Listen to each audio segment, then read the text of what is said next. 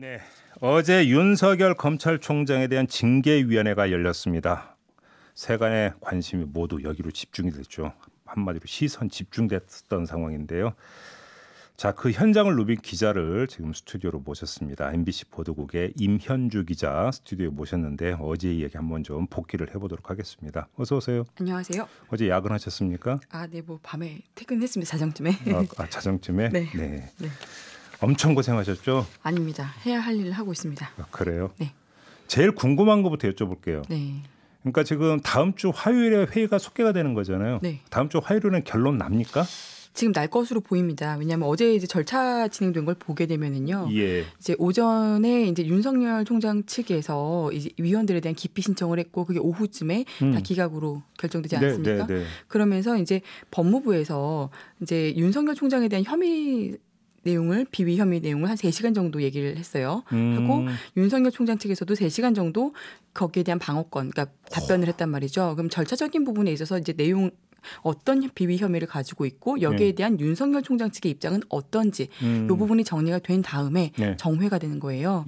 증인들 이 사안에 대해서 그럼 비위 혐의에 대해서 입증할 증인들에 대해서는 오는 이제 15일에 정리를 하겠다라는 입장인 거죠. 자, 그러면 바로 그러니까 제가 여쭤보려고 했던 바로 그건데 어제 이제 어디까지 진행이 되고 그러니까 중단이 됐는지가 궁금했는데 일단 그 징계위원들 기피 신청이 있어서 그러니까 이걸 어떻게 할 것인가 정리했고 그거 끝난 다음에 법무부에서 3시간 동안 윤석열을 징계되는 이유 쭉 3시간 동안 이야기했고 윤석열 측에서는 징계를 하면 안 되는 이유를 3시간 이야기했고 여기서 끝. 어제 여기서 딱 끝난 거고. 그러면 화요일에 회의가 속개가 되면 지금 증인 채택된 증인만 7명이 그렇다면서요? 그렇습니다. 성명 불상자까지 포함해서 7명이죠. 그러면 그럼 한 사람 한 사람 불러서 8명. 8명입니까? 한 사람 한 사람 불러서 이건 신문이라고 해야 됩니까? 표현이 저 용어가 뭡니까? 그러니까 증인 신문해야 되는데요. 근데 엄청 시간 걸릴 거 아니에요. 그런데 이게 출석의 의무가 없어요. 증인으로 채택됐지만 의무적으로 그러면 8명 중에 뭐 몇 명이나 출석을 할지를 지금 모르는 거네요? 지금 저는 제가 보기에는 한 절반 정도? 이게 보면은 증인이 성명 불상자 포함해서 8명인데요. 4명의 성격이 4명 정도는 이제 윤석열 총장 측에 유리한 진술을 해줄 걸로 보이는 증인들. 이제 4명 정도는 이제 법무부 추미애 장관 측의 입장을 이제 대변해줄 만한 증인들로 보여요. 그렇기 때문에 이게 지금 반반인데 어제 같은 경우도 사실은 증인 신청하기 전부터 이제 윤석열 총장 측에 유리하게 진술해줄 수 있는 증인들은 어제 아침부터 나와 있었거든요. 대기하고 있었거든요. 증인이 채택될지 안 될지 모르지만 일단 출석을 했던 상황이라서 이제 15일에도 전체가 다 나오진 않을 것 같고요. 그럼 아무튼 그러면 이거 몇 명이 될지는 모르지만 증인 신문하고 증인 신문이 끝나면 그럼 이제 징계위원들이 이제 그러면 징계를 할지 말지 한다면 수위가 어떻게 될지 징계위원들끼리 이제 회의를 하게 되는 겁니까? 그 다음 절차는? 이게 그렇다고 뭐 금방 뭐 의견 일치가 본다는 보장도 없는 거잖아요. 그 지금 7명 중에 이제 스스로 기피를 한 이제 심재철 국장을 제외하면 4명이 지금 구성이 되어 있잖아요. 징계위원장의 직무 대리를 포함해서 4명인데 정독수가 되거든요. 과반 이 중에서 이제 4명 중에 3명 정도만 이제 찬성하면 징계 수위에 대해서는 이제 결론이 나올 수 있는 상황인 거죠. 예비위원을 추가로 되어 있는 3명의 예비위원을 투입하지 않아도 지금 되는 상황입니다. 그런데 이게 지금 그 징계위원들끼리 그 논의가 자, 그러면 윤석열 총장에서 징계를 할지 말지 먼저 그걸 정하고 그러니까 쉽게 먼저 법정을 비우면 유죄인지 무죄인지를 먼저 가르고 그다음에 그러면 형량을 어떻게 할지 징계 수위를 어떻게 할지 이렇게 하는 겁니까? 아니면 그냥 그 수위를 이렇게 합시다. 그래서 다 일단 모아 쏟아낸 다음에 조정을 하는 겁니까? 어떻게 되는 거예요? 그러니까 그 절차에 대해서는 사실 그러니까 법조인들도 자세하게는 모르세요. 공개가 안 되고 있는 거죠. 왜냐하면은 그러니까 그 검찰 공무원들 중에서 징계위에 회부된 사람이 이렇게 많지는 않잖아요. 그리고 이 징계위 관련된 것들이 전부 다 보안 상황이기 때문에 먼저 말씀하신 대로 이제 일반 재판으로 따져보자면은 뭐 양형 어떤 혐의에 대해서 이 정도 되면은 뭐 몇 년에 몇 년 이렇게 양형 기준이라는 게 있다 이렇게 설명을 하고 양정에 대해 설명을 하고 그다음에 이제 혐의에 대해서 논의한 다음에 결정을 내리겠죠. 근데 이게 지금 어떤 식으로 절차가 진행되는지는 사실 그 징계위의 위원들 정도? 그래요. 그리고 이미 징계위를 다녀오신 분들 정도밖에는 알 수 없습니다. 그런데 그 이제 몇몇 변호사들한테 저희도 취재를 해봤더니 예를 들어서 이제 징계위원 4명 있는데 어떤 징계위원은 견책으로 가자, 어떤 징계위원은 해임해야 된다. 이런 식으로 만약에 징계 수의 의견이 달라버리면 네, 결론이 못 나는 거죠. 결론이 못 나고 네, 네, 설령 결론이 낸다 하더라도 여기서 절충점을 찾기가 상당히 어려울 거다. 네.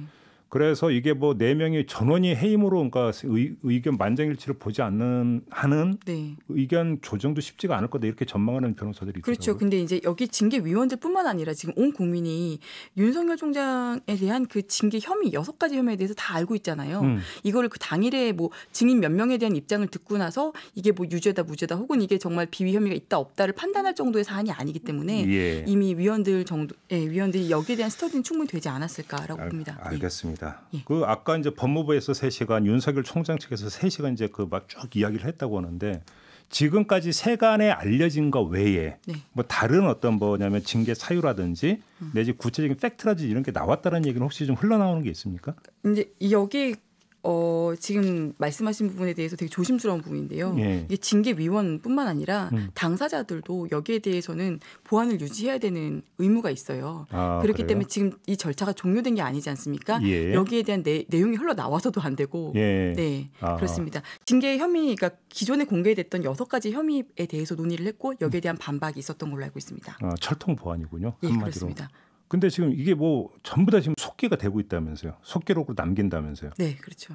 그거는 그럼 나중에라도 혹시 그 내용은 나중에라도 그 공개가 될 수 있는 겁니까? 안 되는 겁니까? 그거를 당사자 측에서 요구를 해가지고 공개가 될 수 있는지 여부는 이제 모르겠지만 그거를 위원들이 공개를 할 수는 없어요. 아 그래요? 네, 예. 감찰도 마찬가지거든요. 감찰위원회 그 위원들조차도 이게 기밀을 유지해야 되는 상황이기 때문에. 그러면 설령 예를 들어서 뭐 이제 그 징계의 결론이 어떻게 나든지 간에 근거가 되는 것이 완전히 공개가 되지 않기 때문에 뭐 논란과 공방이 계속 이어질 가능성도 얼마든지 있다고도 볼 수 있겠네요. 없지는 않겠지만요. 그래도 근거는 남겨놓는 거 아니겠습니까? 네. 사실 윤석열 총장 측에서 어제 이 모든 과정을 다 녹음하게 해달라 그랬는데 아니다. 녹음을 요구했어요? 예, 전체를 녹음을 하게 해달라고 했는데 그건 받아들여지지 않았죠. 예. 이미 속기록으로 다 기록을 하고 있는 상황이기 때문에 예. 나중에 문제가 되면은 이제 그걸 통해서 또 녹음까지 요구를 했다는 것은 만약에 징계가 되는데 무조건 그 법원행 네.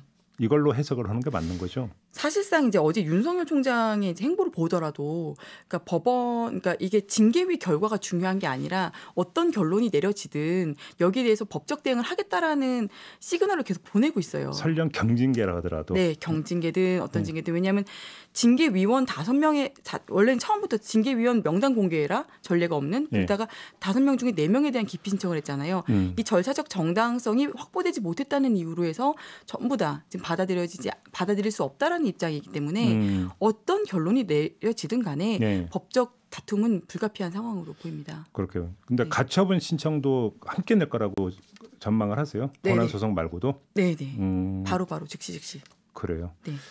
알겠습니다. 어제 그 윤석열 총장은 출석 안 했잖아요. 네. 6시에 칼퇴근했다는 얘기까지는 제가 뉴스로 접했는데 그럼 6시까지는 어떻게 했대요? 그러니까 어제 9시 한 20분쯤에 지하주차장으로 들어갔어요. 출근을 해서 8층 이제 집무실에서 업무 현안 관련 보고 받았고요. 그리고 점심시간쯤에 이제 대검 직원들하고 외부 가서 점심 식사를 했어요. 그때 뭐 변호인을 접촉한 것 아니냐 뭐 많은 얘기들이 있지만 그건 아니고요. 직원들하고 식사를 하고 돌아와서 또 현안 업무 보고 받고 6시 4분쯤에 나갔어요. 나갔는데 바로 집으로 간 게 아니었죠. 어디 뭐 상가 갔다면서요? 네, 맞습니다. 충암고등학교 동창이자 이제 어제 동문인 테슬라 사고 뭐 그 희생자 뭐 40년 직이라고 해서. 네, 맞습니다. 그 친구분의 이제 빈소에 방문해서 1시간 정도 머물고 집으로 돌아갔죠. 그러니까 되게 보면은 윤석열 총장 평소와 다름없이 어제 출근했다가 퇴근한 거거든요. 정말 일상의 변화가 느껴지지 않을 정도로. 당사자라고 하기 힘들 정도로 그냥 의연한 모습을 보이기 위함입니까? 그 정도로 사실 징계위 결과보다는 어쨌든 법원의 판단을 받겠다는 게 어차피 징계위는 찍고 가는 거다. 네. 그러니까 왜냐하면 윤석열 총장 자체가 징계위 처음 회부된 게 아니잖아요. 전에도 한번 징계 그때 정직이었었죠. 네. 그때 국정원 댓글 사건 수사 팀장하다.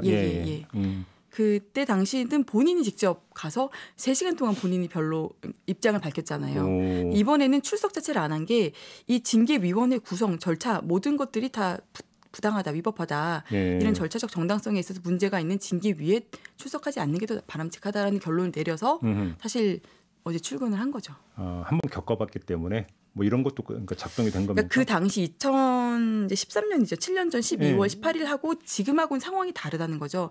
그때 당시에 이제 절차적 정당성에 대한 문제 제기를 하지 못했던 상황인데 지금은 이거 징계위에 회부된 내용 자체가 받아들일 수 없다, 인정할 수 없다라는 거거든요.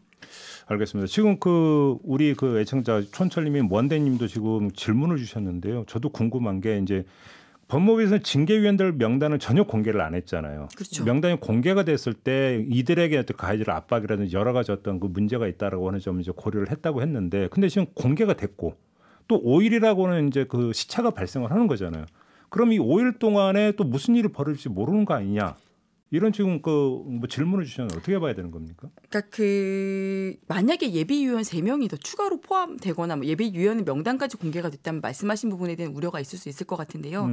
어제 이제 그 징계위 정회하고 나서 그 징계위 위원회 직무 대리를 맡으신 정한준 교수님도 그렇고 이분들이 절차적 정당성, 중립성, 되게 방어권, 이제 윤석열 총장의 방어권을 보장하겠다라는 입장을 계속 피력하고 계세요. 그러니까 어느 정도 심리적으로 이런 압박이 있을 수 있지만 여기 위원분들은 감수하실 정도는 되는 상황인 것 같거든요. 여기서 사실 징계위의 위원 명단을 공개하지 않겠다라고 했던 법무부 방침은 전례도 없고 공개가 되면은 과연 징계위원으로 나와서 할 수 있겠느냐라는 거였는데 어제 이미 이제 4명에 대한 게 다 공개가 됐지 않습니까? 여기에 대해서 5일 동안 이분들에 대해서 유무형의 압박이 가해져서 갑자기 뭐 당일에 불참 이런 상황은 발생하지 않을 걸로 저는 봅니다. 근데 지금 어떤 시중 여론의 압박은 둘째치고 언론이 나서가지고 이들이 전부 다 호남 출신이네. 그래서 어제 보니까 순천고등학교 출신 얘기하는데 사실 지역 편향 이렇게 얘기하는 거죠. 순고 출신이라는 건 저는 좀 말이 안 된다고 생각해요. 왜 말이 안 되냐면요. 법조인들 중에 유독 순천고등학교 출신 분들이 되게 많으세요. 그래서 순고 전성시대, 순천고 전성시대는 지금 윤석열 총장의 최측근이었던 분들 중에도 송구 출신 되게 많고요. 아니 그런 식으로 따지면 서울대 법대는 n분의 1로 가야 되는 거죠. 90%가 넘는데요. n분의 1. 그잖아요. 네네. 그런 거 아닌가요? 그 논리로 따지면? 네, 그러니까 전 정권에서도 잘 나갔고 워낙 그 학교의 특성이 있거든요. 지역의 특성도 있지만 그 순천고 출신이기 때문에 편향돼가지고 그렇다는 건 사실은 조금 동의하기는 조금 어렵습니다. 알겠습니다. 또 다음 주 화요일을 좀 기다려 봐야 되겠네요. 오늘 고맙습니다. 네, 감사합니다. 네, MBC 보도국의 임현주 기자였습니다.